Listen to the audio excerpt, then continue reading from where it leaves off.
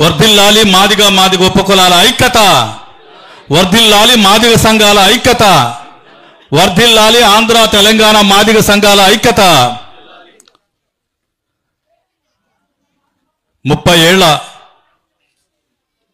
3 దశాబ్దాల సుదీర్ఘ మాదిగల మహోద్యమం. ఈ మహోద్యమం ఒక సుదీర్ఘ కాలం పాటు ఉమ్మడి రాష్ట్రంలో 23 జిల్లాలలో పెద్ద ఎత్తున ఎక్కడా కూడా మినహాయింపు లేకుండా జరిగింది. ఈ మహోద్యమానికి ఈరోజు వర్గీకరణ సాధించుకునే ఈ సంవత్సరంలో ఈదుముడికి ఒక చరిత్ర ఉంది. ఈ మహోద్యమానికి ఈదుమూడి నుంచే ప్రారంభమైనటువంటి ఈ ఉద్యమానికి రాష్ట్ర చరిత్రలో మాదిగల చరిత్రలో ఈదుమూడికి సువర్ణాక్షరాలతో ఒక పేజీలో లిఖించబడిందని కూడా సందర్భంగా నేను తెలియజేస్తా ఉన్నాను.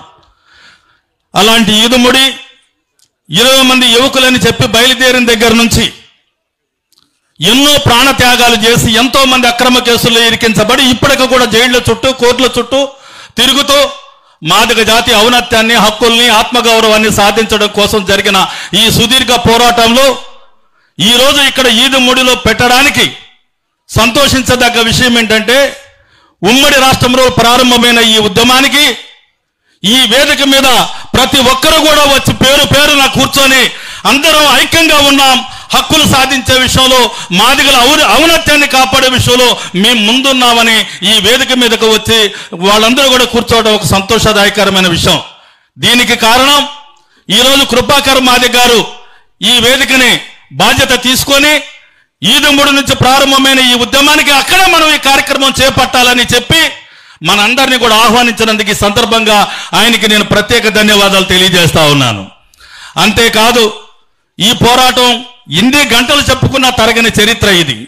మేరీ అక్క ఉంది, ఆ రోజుల్లో కడియం శ్రీహరి కారుకి, అదేవిధంగా హోంశాఖ మంత్రి కారుకి దేవేంద్ర గౌడ్, వీళ్ళందరి కార్లు కూడా అడ్డం పడి వర్గీకరణపై స్పష్టమైన వైఖరి చెప్పకుండా ఉంటే మా ప్రాణాలైనా వదులుకుంటాం అనే ఒక త్యాగాలు చేసి కేసులు పెట్టించుకొని ఉన్నటువంటి ఆ మహిళ ఈ రోజుకి కూడా మన మధ్య అగ్రభాగాన అందరికంటే ముందు వరుసలో నిలబడినందుకు ఆమె కూడా ఈ సందర్భంగా ప్రత్యేక అభినందనలు తెలియజేస్తా ఉన్నా.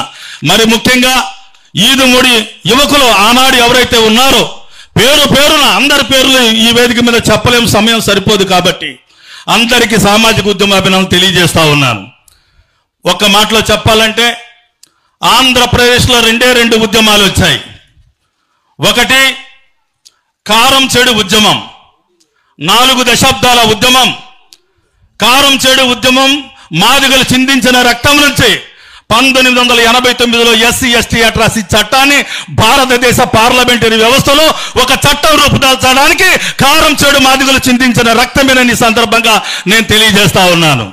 అదేవిధంగా 3 దశాబ్దాల పోరాటం, మాదిగలు చేసిన ఒక మహోన్నత పోరాటం, భారతదేశ పార్లమెంటులో కూడా గదగడలాడించినటువంటి చరిత్ర కలిగినటువంటి ఈదుమూడి కుగ్రామం నుంచి బయలుదేరిన ఈ ఉద్యమం ఈ రోజున 2 రాష్ట్రాల్లో ఎస్సీ వర్గీకరణ సాధించడానికి ముందుకు వచ్చినటువంటి కుగ్రామం ఏదైతే ఉందో అది ఆంధ్రప్రదేశ్ ఉమ్మడి రాష్ట్ర చరిత్రలో నిలిచిపోతుందని కూడా సందర్భంగా నేను తెలియజేస్తా ఉన్నా. కాబట్టి ఇంతటి మహోద్యమం జరుగుతున్న ఈ నేపథ్యంలో ఒకరికి మనం ప్రత్యేక ధన్యవాదాలు చెప్పాలి. అదేమిటంటే తెలంగాణ రాష్ట్రంలో రేవంత్ రెడ్డి ముఖ్యమంత్రి ముందుకొచ్చి, దామోదర్ రాజనరసింహన్న ముందుకొచ్చి వర్గీకరణకి వెంటనే పరిష్కారం చూపించి సామాజిక న్యాయం అంటే అడ్డుపడుతున్న శక్తులు కూడా అడ్డు తొలగించి ఆ రోజున మందాకృష్ణ మాదిగ మాకు తెలంగాణలో 11% రిజర్వేషన్ కావాలని అడిగాడు. కానీ ఈ రోజున నేను అడుగుతున్నాను ఇదే కృష్ణ మాదిగనే, అయ్యా తెలంగాణలో 11% కావాలని అడిగావే, ఆంధ్ర రాష్ట్రంలో చంద్రబాబు నాయుడు 6% మాదిగలకి ఇస్తుంటే నువ్వెందుకు మాట్లాడట్లేదని ఆంధ్రప్రదేశ్లో నిలదీసింది మనమేననే విషయాన్ని మీ దృష్టికి తీసుకొస్తా ఉన్నా. ఆ విధంగా ప్రత్యేకంగా తెలంగాణ రాష్ట్రానికి రేవంత్ రెడ్డికి ఇక్కడి నుంచి, దామోదర్ అన్నకి ఇక్కడి నుంచి మనం కృతజ్ఞతలు అభినందనలు చెప్పాల్సిన అవసరం ఈ జాతి పక్షాన మనకున్నది. అదేవిధంగా ఆంధ్రప్రదేశ్లో కూడా వర్గీకరణ జరగబోతా ఉంది. ఆర్డినెన్స్ తీసుకొచ్చారు. మరి రాజీవ్ రంజాన్ మిశ్రా కమిషన్ ముందుకు వచ్చింది. 6.5% మాదిగలకి, 7.5% మాలలకి, 1% ఉపకులాలకి చెప్పినప్పుడు మరి చంద్రబాబు నాయుడు గారు ముందుకొచ్చి దాన్ని అంగీకరించి నేను రోస్టర్ పాయింట్ల విధానం తీసుకొస్తున్నా, 6% మాదిగలకి ఇస్తా, 8% మాలలకి ఇస్తా అని అంటే చంద్రబాబు నాయుడు గారిని డైరెక్ట్గా వెళ్ళి నేను ఒకటే మాట అడిగాయా, అయ్యా చంద్రబాబు నాయుడు గారు 7.5, 8 చేసినప్పుడు మాలలకి 6.5, 7 అవ్వాలి కదా, మరి 7.5, 8 చేసి 6.5, 6 చేస్తే మాదిగలకి ఇది ఏం వర్గీకరణ చేసినట్లు అవుతుంది. కాబట్టి ఇది సామాజిక న్యాయం కాదు.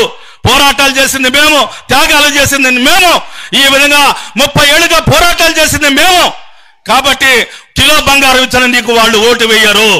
కాబట్టి మాదిగలకి సామాజిక న్యాయం అంటే 7% మాదిగలకి ఇవ్వండి, 7% మాలలకి ఇచ్చండి, అదే సమన్యాయం పాటించండి చంద్రబాబు నాయుడు గారిని అడిగాం. మరి ఇదే కృష్ణ మాదిగ ఈ రోజున ఈదుముడిలో నేను ఆనందపడుతున్న విషయం ఏంటంటే, ఎక్కడైతే ఈ ఈదుముడిని అడ్డం పెట్టుకొని ఉమ్మడి ఆంధ్రప్రదేశ్లో కోట్ల రూపాయలు దండుకొని జాతికి అన్యాయం చేసిన మందాకృష్ణ ఈ వేదిక మీద లేకపోవటం మనందరం గర్వపడాల్సినటువంటి అవసరం ఉంది ఈ సందర్భంగా.